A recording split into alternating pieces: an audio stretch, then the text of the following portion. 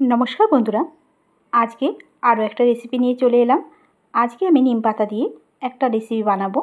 भीषण सुंदर खेते, जेहेतु एखन गरम पड़े गेछे, गरमेर प्रथम पाते एकटू तीता होले खेते मंद लागे ना। तो सबार प्रथमे एखाने आमी निये नियेछि नीम पाता और एदिके देखो ग्यासेर चूलाय आमी कयेकटा आलू छुले केटे नियेछि। एखन जल दिए आमी आलूटाके एकटू सेদ্ধ करे नेब। एखन जलेर मध्य नुन दिए दिलाम, ताहले आलूटा ताड़ाताड़ी सेদ্ধ हो जाबे। एदिके आमी कड़ाई बसिए दिएछिलाम, कड़ाइर मध्य दिए दिएछिलाम सर्षेर तेल। तेलटा एकटू गरम हो जेतेई तेलेर मध्य दिए दिलाम कतगुलो बिउलिर डालेर बड़ी। बड़ीगुलोके एकटू लाल लाल करे भेजे नेब। बड़ीटा देखो प्राय लाल लाल करे भाजा हो गेछे। एखन आमी बड़ीटाके नामिये रेखे तार मध्येई दिए दिलाम ओई तेलेतेई 4टेर मतो शुकनो लंका। एरपर नीम पातागुलोके भालो करे छाड़िये आमी परिष्कार करे धुए निয়েছি। এখন আমি আরেকটা কড়াইয়ের মধ্যে শুকনো খোলায় প্রথমে নিম পাতাগুলোকে দিয়ে দেব। প্রথমে কিন্তু তেল দেব না, এতে করে কি হয় তেলটা কম লাগে।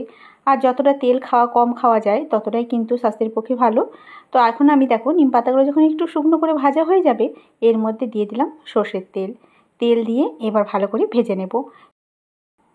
যেহেতু শুকনো খোলায় আগে আমি নিম পাতাগুলো একটু ভেজে নিয়েছি, তাতেই তেল দিতেই কিন্তু দেখো তাড়াতাড়ি ভাজা হয়ে গেল। একটা থালা নিয়ে নিয়েছি, এখন ভেজে রাখা বড়ি আর দুটো শুকনো লঙ্কা দেব।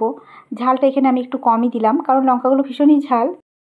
নুন দিয়ে লঙ্কাগুলোকে একটু ডলে নেব। এখন হাতে করে বড়িগুলোকেও একটু ভেঙে নেব। খুব বেশি গুঁড়ো করব না, আধ ভাঙা করে ভেঙে নেব। এই বড়িটা দিলে খেতে কিন্তু ভীষণই সুন্দর লাগে। আর সামান্য একটু সরষের তেল দিয়ে দেব। দিয়ে এবার ভালো করে সমস্তগুলো মেখে নিচ্ছি। এবার দিয়ে দিচ্ছি আলু। এখানে আমি সব আলু দেব না, প্রয়োজন মতো আমি 4টে টুকরো নিয়ে নিয়েছি। এবার আলুগুলোকে ভালো করে হাতে করে এভাবে মেখে নিতে হবে। বড়ি, আলু আর শুকনো লঙ্কা একসাথে ভালো করে দেখো মেখে নিয়েছি। এখন আমি এর মধ্যে দিয়ে দেব যে আগের থেকে যে নিম পাতাগুলো ভেজে রেখেছিলাম সেই নিম পাতা।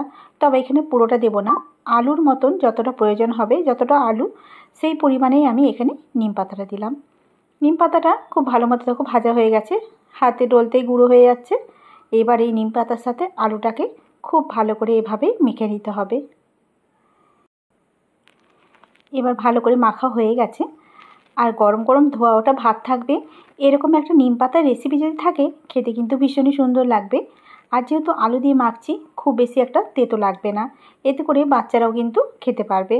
এখন আমি দেখো ভালো মতো করে মেখে নিয়েছি। তৈরি হয়ে গেল আজকের রেসিপি আলু দিয়ে নিম পাতার ভর্তা। তো আজকের রেসিপি তোমাদের কেমন লেগেছে অবশ্যই কমেন্ট করে জানিও।